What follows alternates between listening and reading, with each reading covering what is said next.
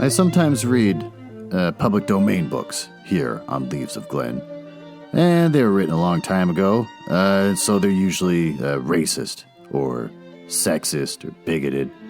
But in there somewhere and all that is a story, and that's why those stories are famous. Other times, I read works from independent authors, and they're delightfully not racist, but they might have adult language or adult situations. So that's your warning, but I'm sure you are grown up enough to handle it. Don't write to me complaining. Try and guess who had a jam-packed week full of hanging out with friends as if the world was still normal. It would be me. I'm that man. Wednesday I got together with my good friend Ronnie. We got together with someone we haven't seen since high school. And he's a very nice man who survived cancer and decided that he wanted to start his own business, doing catering because he'd been a cook all his life.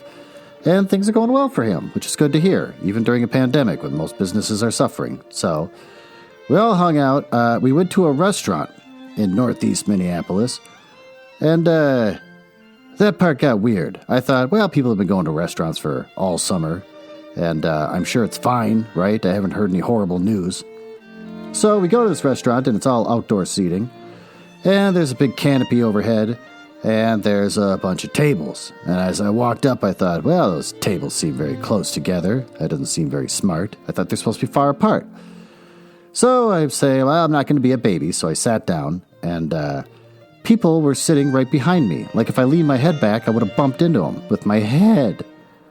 So we sat there, and there was no wind moving whatsoever, and thanks to the canopy overhead, there's no way the wind was going to get at us. So everyone's breathing all over each other, and it's just swirling around in there, and I thought, this was a mistake. But the upside is we made plans to get together again in the coming weeks, and we're going to make chicken wings, because this cook man says he can make the best chicken wings with the best herb rub on it. So you're going to hang out in his kitchen of his business and do that the next time we get together. So that's fun. And then today, I had a friend stop by. Randomly, just out of the blue, she said, do you care if I stop by in your neighborhood? So we hung out on my back deck and just chilled out and chatted until a bee started harassing us. One bee wouldn't go away, kept getting in our faces. So we moved the chairs out to my yard, and the bee kept moving around and following us. And then finally it stung her. Lucky for me, she's not allergic to bee stings, and she didn't give a shit, and she thought it was fine. So that was weird. And tomorrow, I have my friend John coming over, and we're going to hang out on the back deck as long as bees don't attack us, and hopefully we'll have a good time. So look at me, living like things are normal. And I'm losing weight. All my walking and dieting has been paying off, and I've got a beautiful, flat stomach. Relatively speaking, it was huge before, and my breasts were full and ripe. Now everything's just kind of more deflated. So that's the one upside of that. Yeah, that's pretty much it. When I take my walks, I always wear the dumpiest clothes because I've spent all summer and winter wearing the dumpiest clothes because I don't see people.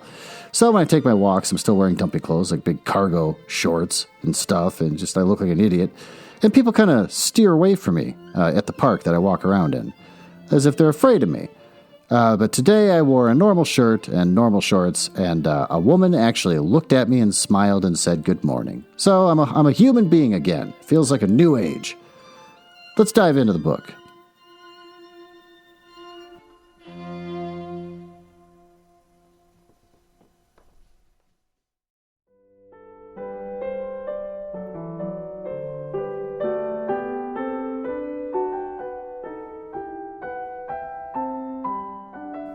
Well, as always, I'm not going to read about the author because we've already read about him in the first episode of this series. So we're going to read more fun facts about Samuel Langhorne Clemens, also known as Mark Twain. I found a new website called kickassfacts.com. So these are going to be good. And they actually are. They're a little more interesting. So one being, while penniless and dying, Ulysses S. Grant wrote a book of memoirs so his wife could live off the royalties. Mark Twain heard the best royalty offer was 10% and immediately offered Grant 75%. Grant's book was a critical and commercial success, giving his wife about $450,000 in royalties. So Mark Twain can be a very nice guy. And he'll even say things like that he's traveled extensively, and he once said, "Travel is fatal to prejudice, bigotry, and narrow-mindedness, and many of our people need it sorely on these accounts. Broad, wholesome, charitable views of men and things cannot be acquired by vegetating in one little corner of the earth," which he could have taken his own advice because of his attitude towards Native Americans and Asians. He hated them. So, those were actually pretty good. And I thought, well, maybe I don't have to go to whatthefact.com, but now it's tradition until we get through this book. We're only 77% of the way through the book, according to my Kindle. So, we'll just keep it going. This time we're going to read about Charles Dickens. Ah, yes. He was obsessive and compulsive. This says, obsessive and compulsive are the charms. So, whatthefact.com, still horribly translated. Charles Dickens comes from a poor family. But he's fortunate enough to attend school. He was obsessive and compulsive. That's the end of that entry. Beautifully written. Next one, Charles Dickens, The Cruel Past, which is already good. When he was 11, as a result of his father being in prison and to help provide for his family, he was forced to leave school, take his first job in the blacking, in parentheses, shoe polish, factory, applying the labels to the bottles. In his life, he had never discussed this experience. Let's read one more for the heck of it. It's Dickens, after all. Dickens started to write as a reporter. He underwrote articles to journals called The Mirror of Parliament and The True Sun. He had a secret study room in his house. So there you go. All right, well, let's dive into chapters 28 and 29 of The Adventures of Tom Sawyer.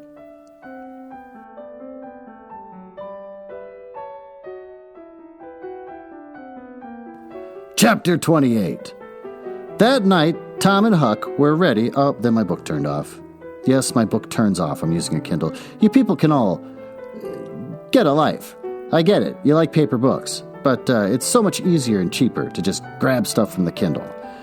When you're doing a podcast, anyways. That night, Tom and Huck were ready for their adventure. They hung about the neighborhood of the tavern until after 9. One watching the alley at a distance, and the other the tavern door. Nobody entered the alley or left it. Nobody resembling the Spaniard entered or left the tavern door. The night promised to be a fair one, so Tom went home, with the understanding that if a considerable degree of darkness came on, Huck was to come and meow. Whereupon he would slip out and try the keys. But the night remained clear, and Huck closed his watch and retired to bed in an empty sugar hogshead about 12.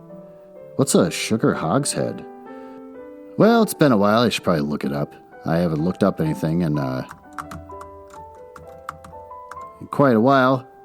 Wikipedia says hogshead. It's a large cask of liquid, or less often a food commodity. More specifically refers to a specified volume measured in either imperial or U.S. customary measures.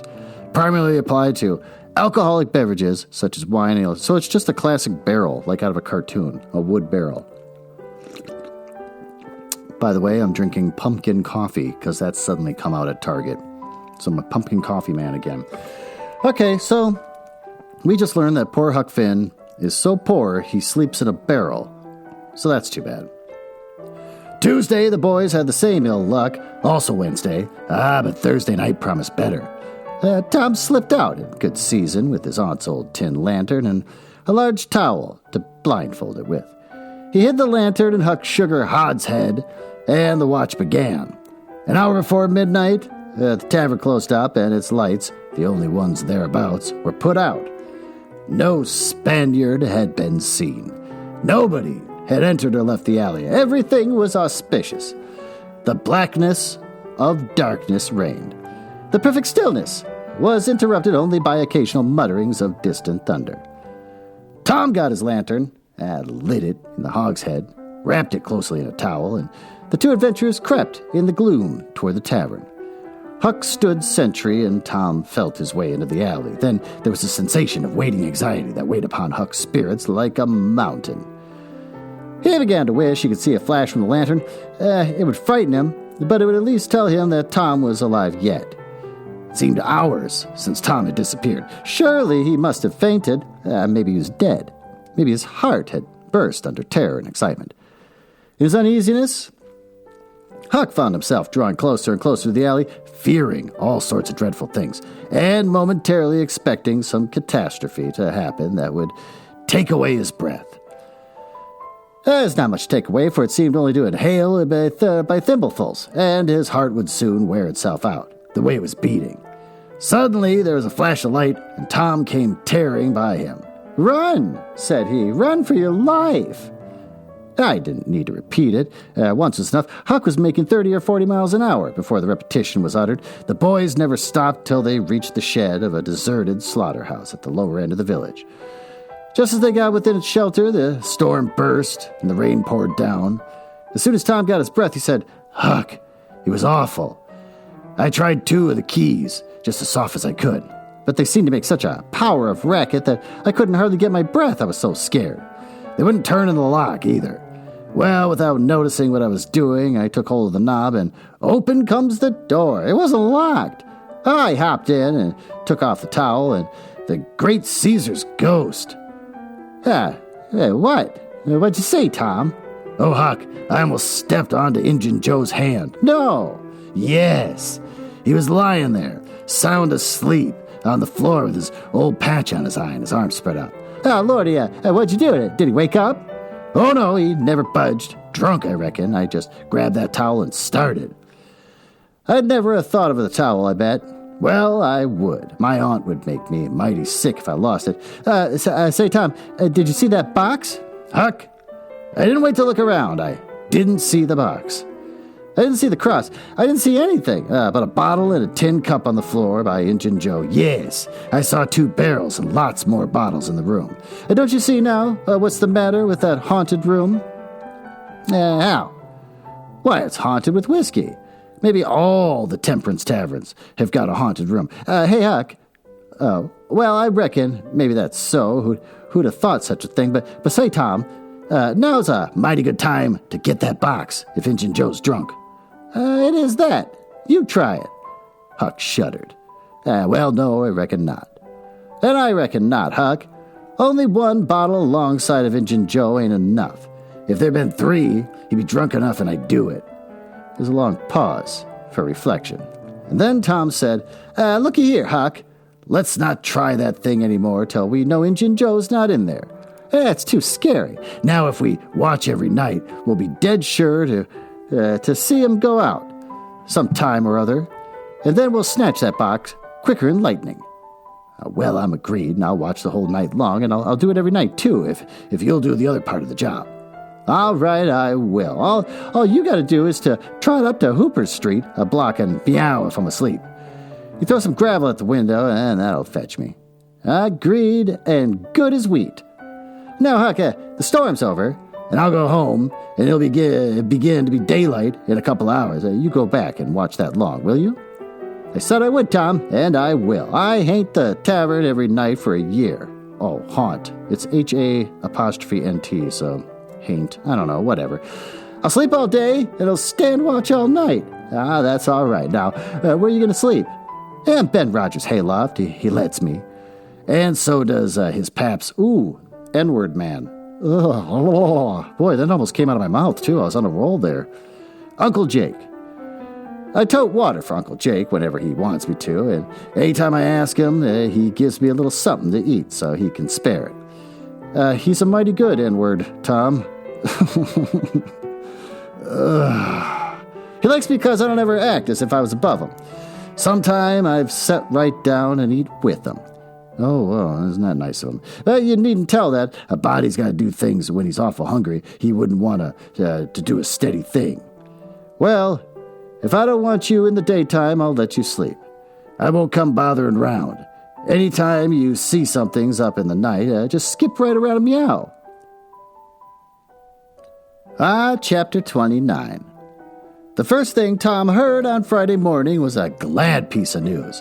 Judge Thatcher's family had come back to town the night before. Oh, both Injun Joe and the treasure sunk into secondary importance for a moment, and Becky took the chief place in the boy's interest. He saw her, and they had an exhausting good time playing Hipsy and Gully Keeper with a crowd of their schoolmates. The day was completed and crowned in a particularly satisfactory way. Becky teased her mother to a point the next day for the long-promised and long-delayed picnic. And she consented. The child's delight was boundless, and Tom's not more moderate. The invitations were sent before sunset, and straight away the young folks of the village were thrown into a fever of preparation and pleasurable anticipation. Tom's excitement enabled him to keep awake until a pretty late hour, and he had good hopes of hearing Huck's meow and having his treasure to astonish Becky and the picnickers with the next day. But he was disappointed no signal came that night. Morning came, eventually, and by 10 or 11 o'clock, a giddy and rollicking company was gathered at Judge Thatcher's, and everything was ready for a start. It was not the custom for elderly people to mar the picnics with their presence. The children were considered safe enough under the wings of a few young ladies of 18. And a few young gentlemen of 23 or thereabouts. The old steam ferry boat was chartered for the occasion. Presently, the gay throng filled up the main street, laden with provision baskets. Sid was sick and had to miss the fun. Mary remained at home to entertain him, and the last thing Miss Thatcher said to Becky was, you'll not get back till late. Perhaps you better stay all night with some of the girls that live near the ferry landing, child. Then I'll stay with Susie Harper, Mama. Very well, and mind you behave yourself, and don't be any trouble. Presently, as they tripped along, Tom said to Becky, I'll tell you what we'll do. Instead of going to Joe Harper's, we'll climb right up the hill and stop at the Widow Douglas. She'll have ice cream. And she has it most every day, dead loads of it. And she'll be awful glad to have us. That'll be fun. And then Becky reflected a moment and said, but what will Mama say? How she'll ever know? The girl turned the idea over in her mind and said reluctantly, I reckon it's wrong, but shucks, your mother won't know, so what's the harm? All she wants is that you'll be safe, and I'll bet you she'd have said, go there, if she'd have thought of it. I know she would. The Widow Douglas? Splendid hospitality was a tempting bait. It and Tom's persuasions presently carried the day, so it was decided to say nothing, anybody, about the night's program. Presently it occurred to Tom that maybe Huck might come this very night and give the signal. The thought took a deal of spirit out of his anticipations. Still, he could not bear to give up the fun at Widow Douglas's. And why should he give it up, he reasoned. The signal did not come the night before, so why should it be any more likely to come tonight? The sheer fun of the evening outweighed the uncertain treasure, and boy alike he determined to yield to stronger inclination, and not allow himself to think of the box of money another time that day. 3 miles below town, the ferryboat stopped at the mouth of Woody Hollow and tied up. The crowd swarmed ashore, and soon the forest distances and craggy heights echoed far and near with shoutings and laughter. All the different ways of getting hot and tired were gone through with, and by the rovers straggled back to camp fortified with reasonable appetites. Burp, and then the destruction of the good things began. After the feast, there was a refreshing season of rest and chat in the shade of the spreading oaks. By and by, someone shouted, who's ready for the cave? Everybody was. Bundles of candles were procured, and straightway there was a general scamper up the hill. The mouth of the cave was up the hillside, an opening shaped like the letter A. Its massive oaken door stood unbarred. Within was a small chamber, chilly as an icehouse, and walled by nature with solid limestone that was dewy, with a cold sweat. It was romantic and mysterious to stand here in the deep gloom and look out upon the green valley shining in the sun. But the impressiveness of the situation quickly wore off, and the romping began again. The moment a candle was lighted, there was a general rush upon the owner of it. A struggle and a gallant defense followed. But the candle was soon knocked down or blown out, and there was a glad clamor of laughter at the new chase. All things have an end. by and by, I'm saying by and by a lot in this chapter, the procession went filing down the steep descent of the main avenue. The flickering rank of lights dimly revealing the lofty walls of rock almost to their point of junction 60 feet overhead. This main avenue was not more than 8 or 10 feet wide. Every few steps, other lofty and still narrower crevices branched from it on either end. From McDougal's cave, there was a vast labyrinth of crooked aisles that ran into each other and out again and led nowhere.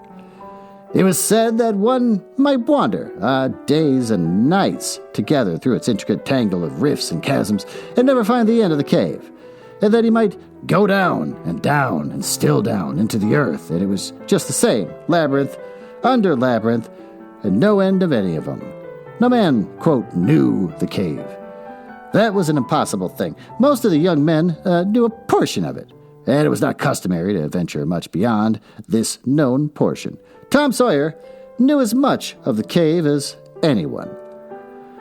The procession moved along the main avenue, some 3/4 of a mile, and then groups and couples began to slip aside into branch avenues, fly along the dismal corridors, and take each other by surprise at points where the corridor joined again. Parties were able to elude each other for the space of half an hour without going beyond the, quote, known ground. By and by, he writes again, one group after another came straggling back to the mouth of the cave, panting, hilarious, smeared from head to foot with tallow drippings. Do you mean like bat poop? Daubed with clay and entirely delighted with the success of the day.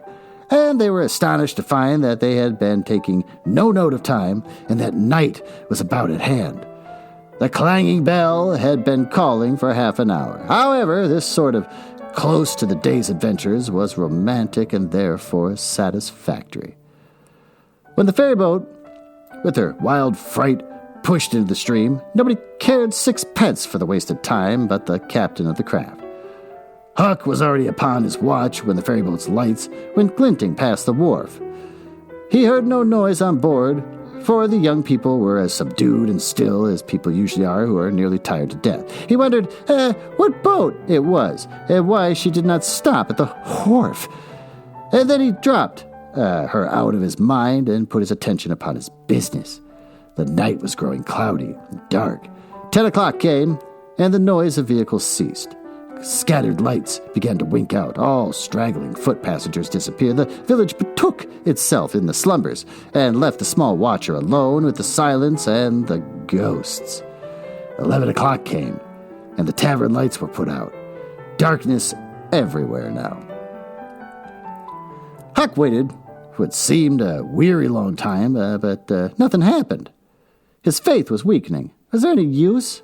Was there really any use? Why not give up and turn in? But a noise fell upon his ear. He was all attention in an instant. The alley door closed softly. He sprang to the corner of the brick store. The next moment, 2 men brushed by him, and one seemed to have something under his arm. It must be that box. So they were going to remove the treasure. Why call Tom now? It'd be absurd. The men would get away with the box and never be found again. No, he would stick to their wake and follow them. He would trust to the darkness for security from discovery. So, communing with himself, Huck stepped out and glided along behind the men. Cat-like with bare feet. Again, that's so sad. Allowing them to keep just far enough ahead not to be invisible. They moved up the river street 3 blocks, then turned to the left, up a cross street. They went straight ahead, then, until they came to the path that led up the Cardiff Hill. This they took. They passed by the old Welshman's house halfway up the hill without hesitating and still climbed upward. Good, thought Huck. They will bury it in the old quarry. But they never stopped at the quarry. They passed on, up the summit. They plunged into the narrow path between the tall sumac. Oh, look at that sumac. I can actually pronounce it. Bushes. And were at once hidden in the gloom. Huck closed up and shortened his distance now, for they would never be able to see him. I trotted along a while, then slackened his pace, fearing that he was gaining too fast, moved on a piece, and then stopped altogether. Listened. No sound. None. Save that he seemed to hear the beating of his own heart. The hooting of an owl came over the hill. Ominous sound, ! But no footsteps. Heavens! Was everything lost? Exclamation point. Shouldn't that be a question mark? He was about to spring with winged feet when a man cleared his throat not 4 feet from him. Huck's heart shot into his throat, but he swallowed it again, and then he stood there shaking as if a dozen agues. Ooh. Let's see how you pronounce that. Ague, malaria, or some other illness involving fever and shivering. Okay, as if a dozen agues had taken charge of him at once, and so weak that he thought he must surely fall to the ground. He knew where he was. He knew he was within 5 steps of the stile leading into the Widow Douglas's grounds. Very well, he thought, let them bury it there. It won't be hard to find. Now, there was a voice, a very low voice, Injun Joe's. Damn her. Maybe she's got company. There's lights, late as it is. I can't see any. This was that stranger's voice, the stranger of the haunted house. A deadly chill went into Huck's heart. Then was the revenge job. His thought was to fly, but he remembered that the widow Douglas had been kind to him more than once, and maybe these men were going to murder her. He wished he dared venture to warn her, but he knew he didn't dare. They might come and catch him. He thought all this and more in the moment that elapsed between the stranger's remark and Injun Joe's next, which was, quote, because the bush is in your way. Now, this way. Now you see, don't you? Yes, well, there is company there, I reckon. Better give it up. Give it up? And I just leaving this country forever? Give it up and maybe never have another chance? I'll tell you again, as I've told you before, I don't care for her swag. You may have it. But her husband was rough on me. Many times he has been rough on me, and mainly he has the justice of the peace that judged me for a vagrant. Hell, that ain't all. It ain't a millionth part of it. He had me horsewhipped. Horsewhipped in front of the jail like an N-word. Ugh. Man, these are just thrown in everywhere. The reason why I'm so shocked about it, I mean, it's like I know they're in the book, it's that I nearly almost say it because I'm on a roll of reading and I'm not really paying attention. With all the town looking on, horsewhipped. Do you understand? And he took advantage of me and died. Oh, but I'll take it out of her. Oh, but don't kill her. Don't do that. Oh, kill? Who said anything about killing? I would kill him if he was here. Oh, but not her. When you want to get revenge on a woman, you don't kill her. Bosh. You go for her looks. Oh, you slit her nostrils. You notch her ears like a sow. Oh, by God, that's... Keep your opinion to yourself. It'll be safest for you. I'll tie her to the bed, and if she bleeds to death, is it my fault? I'll not cry if she does. My friend, you'll help me in this thing, for my sake. That's why you're here. I mightn't be able alone. Oh, if you flinch, I'll kill you. Do you understand that? And if I have to kill you, I'll kill her. And then I reckon nobody will ever know much about who done this business. Well, if it's got to be done, let's get at it. The quicker the better. Oh, I'm all a shiver. Do it now? In company there? Look here. I'll get suspicious of you, first thing you know. No, we'll wait till the lights are out. There's no hurry. Huck felt that a silence was going to ensue, a thing still more awful than any amount of murderous talk. So he held his breath and stepped gingerly back and planted his foot carefully and firmly after balancing one-legged in a precarious way and almost toppling over, first on one side and then on the other. He took another step back, with the same elaboration and the same risks, then another, and then another, and then a twig snapped under his foot. Oh, his breath stopped, and he listened. There was no sound, and the stillness was perfect. His gratitude was measureless.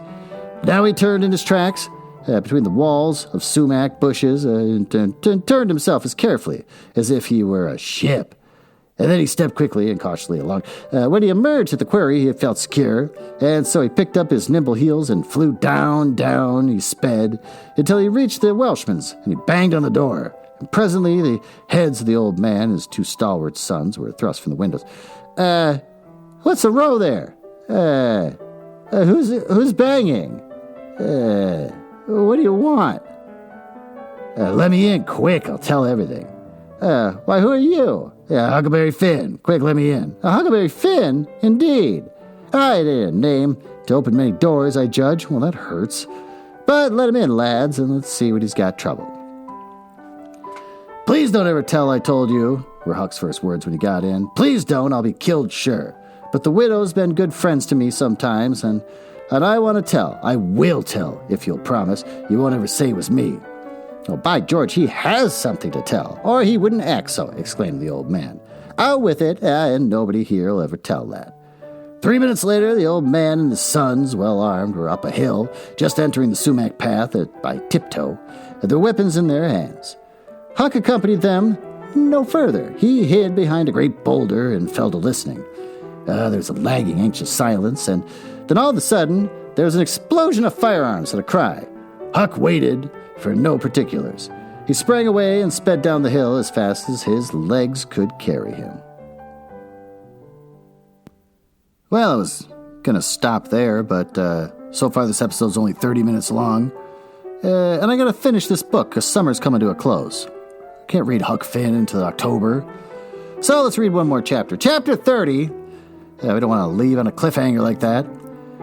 As the earliest suspicion of dawn appeared on Sunday morning, Huck came groping up the hill and rapped gently at the old Welshman's door. The inmates were asleep. But it was a sleep that was set on a hair trigger. On account of the exciting episode of the night, a call came from a window. Who's there? Huck's scared voice answered in a low tone. Please let me in. Oh, it's only Huck Finn. It's a name that can open this door day or night, lad, and welcome. These were strange words to the vagabond boy's ear. Well, that's sad. And the pleasantest he had ever heard. Well, that's also sad. He could not recollect that the closing word had ever been applied in his case before. The door was quickly unlocked, and he entered. Huck was given a seat, and the old man and his brace of tall sons speedily dressed themselves.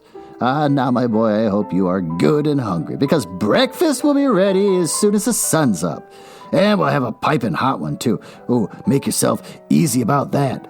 I and the boys hoped you'd turn up and stop here last night. I was awful scared, said Huck. And I run. And I run. I took out when the pistols went off, and I didn't stop for 3 miles. I've come now because I want to know about it, and I come before daylight because I didn't want to run across them devils, even if they're dead. Well, poor chap, you do look as if you've had a hard night of it, but there's a bed here for you and when you've had your breakfast. No, they ain't dead, lad. We are sorry enough for that. You see, we knew right where to put our hands on them, and by your description, so we crept along on tiptoe till we got within 15 feet of them, dark as a cellar. Oh, that sumac path was. And just then I found I was going to sneeze. It was the meanest kind of luck. I tried to keep it back. It's no use. 'Twas bound to come. And it did come! Exclamation point. I was in the lead, with my pistol raised, and when the sneeze started, those scoundrels are rustling to get out of the path. I sung, "Fire, boys," and blazed away at the path where the rustling was. So did the boys, but they were off in a jiffy, those villains, and we were after them. Down through the woods. I judge we never touched them. They fired a shot apiece as they started out, but their bullets whizzed by and didn't do us any harm. As soon as we lost the sound of their feet, we quit chasing and went down and stirred up the constables. They got a posse together and went off to guard the riverbank, and as soon as the light, the sheriff and a gang are going to beat up the woods. My boys will be with them presently. I wish as we had some sort of description of those rascals. 'Twould help a good deal, but you couldn't see what they were like in the dark, lad, I suppose. Oh, yes. I saw them downtown and followed them. Splendid. Describe them, my boy. One's the old deaf and dumb Spaniard, that's been around here once or twice, and t'other's a mean-looking, ragged... that's enough, lad, we know the men. Happened on them in the woods, back the widow's one day, and they slunk away. Off with you, boys, and tell the sheriff.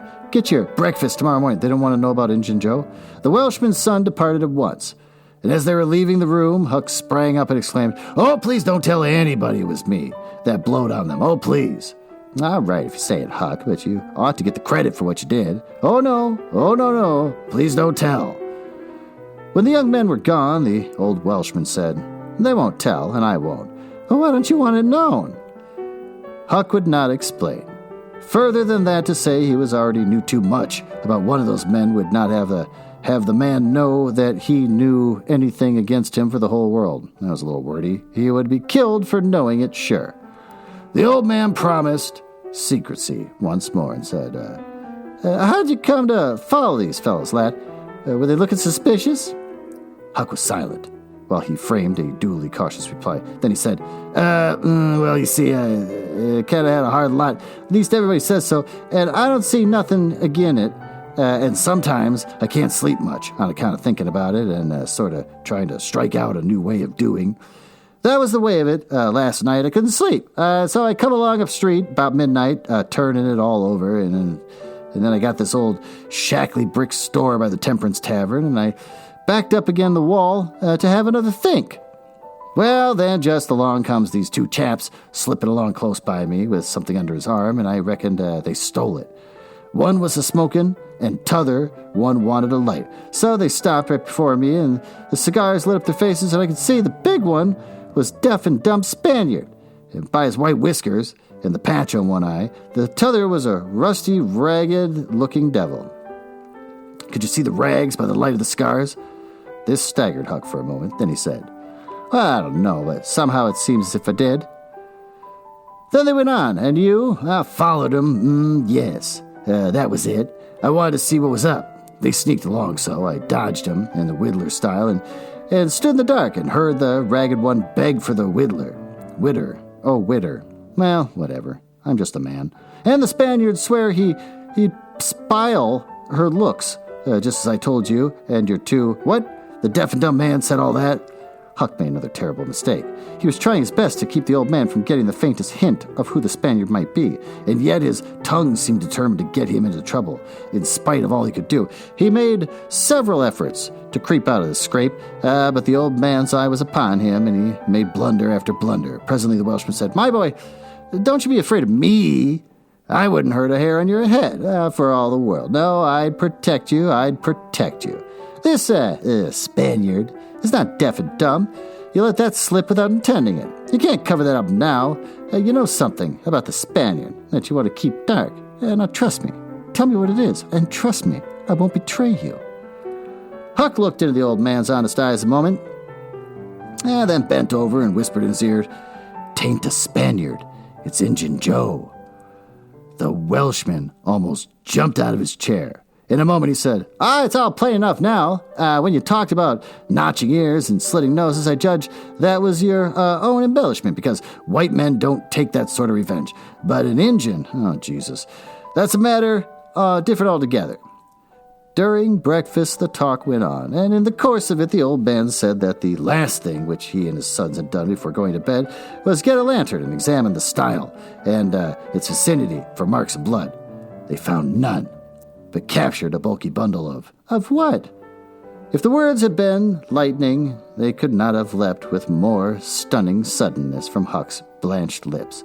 His eyes were staring wide now, and his breath suspended, waiting for the answer. The Welshman started, stared in return, and 3 seconds, 5 seconds, 10 seconds replied, "Of burglar's tools. Why, that's what's the matter with you." Huck sank back, panting gently, but deeply, unutterably grateful. The Welshman eyed him gravely, curiously, and presently said, "Yes, burglar's tools. That appears to relieve you a good deal. But what did you do in turn? What were you expecting we'd found?" Huck was in a close place. The inquiring eye was upon him, and he would have given anything for material for a plausible answer. Nothing suggested itself. The inquiring eye was boring deeper and deeper. A senseless reply offered. There was no time to weigh it. So at a venture, he uttered it feebly. "Sunday school books, maybe?" Poor Huck was too distressed to smile, but the old man laughed loud and joyously, shook up the details of his anatomy from head to foot, and ended by saying that such a laugh was money in a man's pocket, because it cut down the doctor's bill like everything. Then he added, "Poor old chap, you're white and jaded. You ain't well a bit. No wonder you're a little flighty and off your balance, but you'll come out of it. Rest and sleep. We'll fetch you out all right, I hope." Huck was irritated to think he had been a goose and betrayed such suspicious excitement, for he had dropped the idea that the parcel brought from the tavern was the treasure. As soon as he had heard the talk of the widow's style, he had only thought it was not the treasure. However, he had not known it wasn't. So the suggestion of a captured bundle was too much for his self-possession. But the whole, he felt glad the little episode had happened. For now he knew beyond all question that the bundle was not the bundle, and so his mind was at rest and exceedingly comfortable. In fact, everything seemed to be drifting just in the right direction now. The treasure must still be in number 2. The men would be captured and jailed that day, and he and Tom could seize the gold that night without any trouble or fear of interruption. Just as breakfast was completed, there was a knock at the door. Huck jumped for a hiding place, for he had no mind to be connected even remotely with the late event. The Welshman admitted several ladies and gentlemen, along with them the widow Douglas, and noticed that groups of citizens were climbing up the hill to stare at the stile. So the news had spread. The Welshman had to tell the story of the night to the visitors, and the widow's gratitude for her preservation was outspoken. "Don't say a word about it, madam.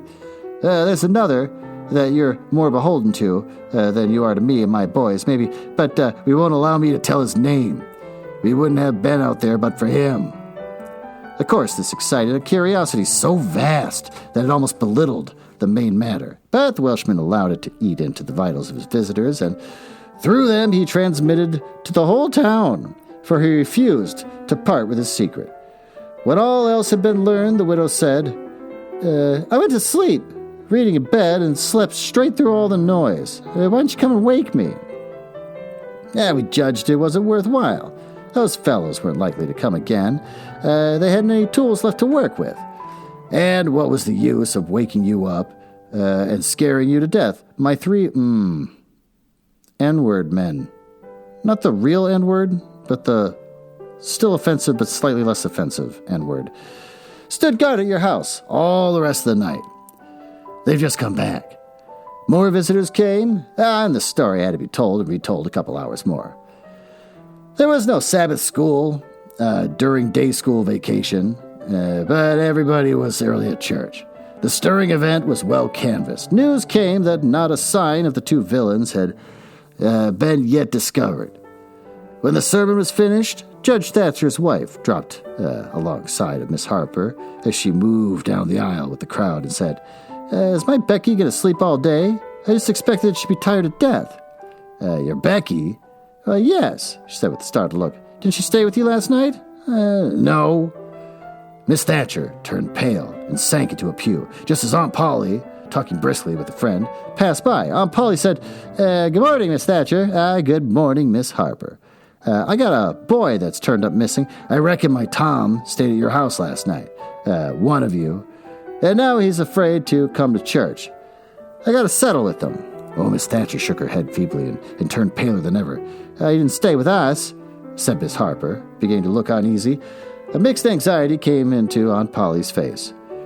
"Joe Harper, have you seen my Tom this morning? Know him? When'd you see him last?"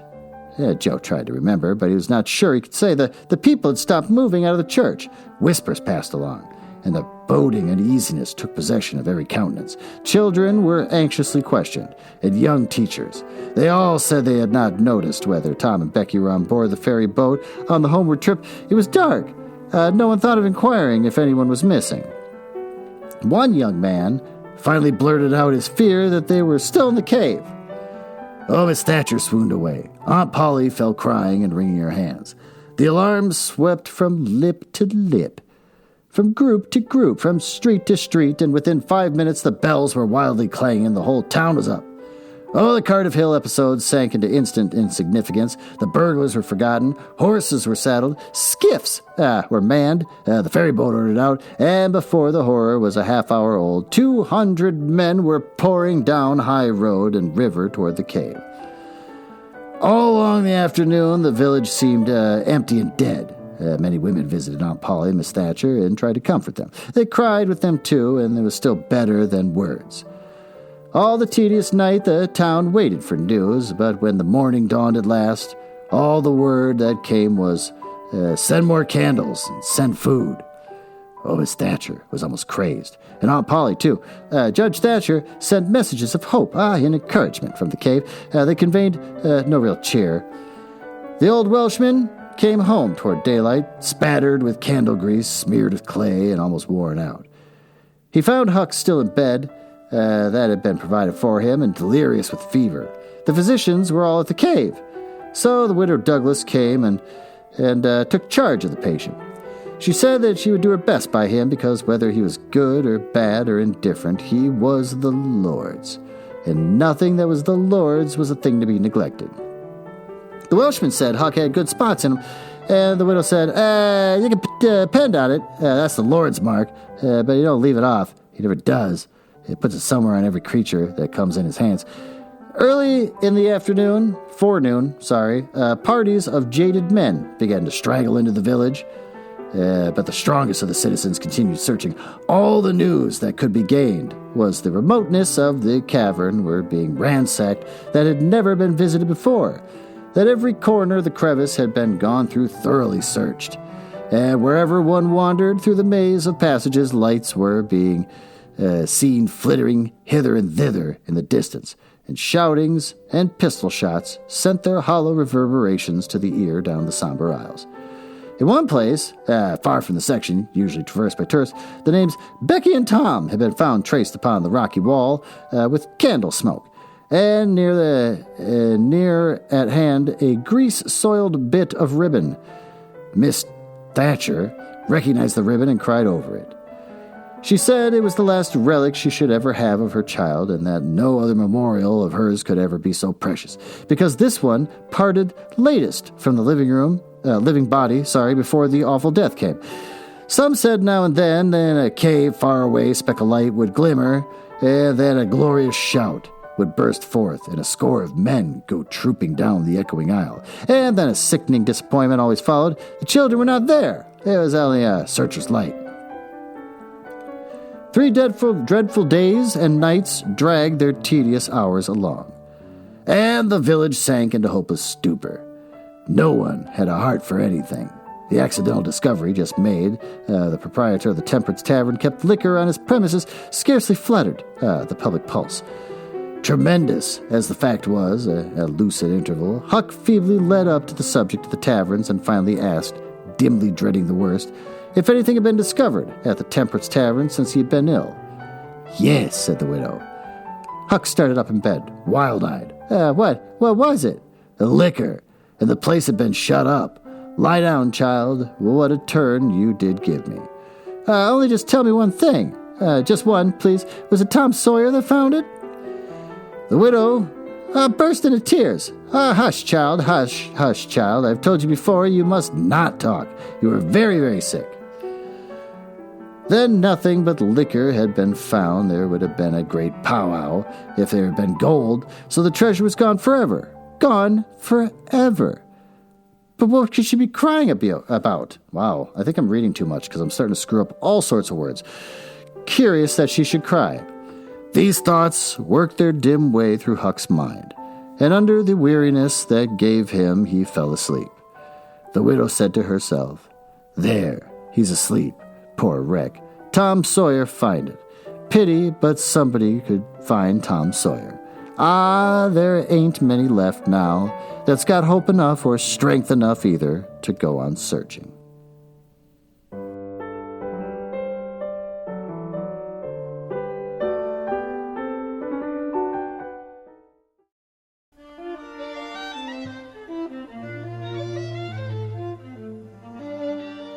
Well, I really started to produce some verbal garbage there towards the end. I'll never try to read 3 chapters in a row again. Apparently, it's too laborious for my mouth. What do we learn here today in this episode? We had Tom and Huck spying on the 2 thieves, waiting for them to reach a point where they can go steal some gold and whatnot. Didn't really work out. Weird that Tom burst into the room with his lantern and looked around and stuff, didn't get caught. That was kind of a weird little twist. After that, Becky Thatcher's back, and he doesn't care about the gold anymore. He just wants to impress Becky, and talks her into sneaking off to go get some ice cream. And then there's the the excitement of Injun Joe and the Spaniard going to go get revenge against the widow. And then they get chased off, so they never get caught. And then now Tom and Becky are missing. How does this tie in with what I said earlier? Doesn't. I actually had a good week. I felt like life was normal again. Maybe just like Tom felt like life was normal when Becky was back. Oh, and he dived right into that and ignored all the dangers, much like I ignored the dangers by going out to eat at a restaurant that clearly was just going to give everyone disease. So we'll see how I turn up in a week. And maybe, just like Tom and Becky disappearing, I will get COVID. There you go. Masterfully tied everything all in together again, just like I always do. Why I am not more famous, I have no idea. I have a new mic stand. It clamps onto the table like a lamp, and that makes life a heck of a lot easier. I don't have to worry about accidentally knocking over the stand that holds my mic. So, just more hubris on my part, as my health will probably continue to decline as the week goes on. I'm sure that I won't record another episode because I'll be too busy looking at photos of my family with a single tear in my eye whispering the words goodbye because I'll be dying of COVID. So with that, thanks for listening, and I will talk to you later next week.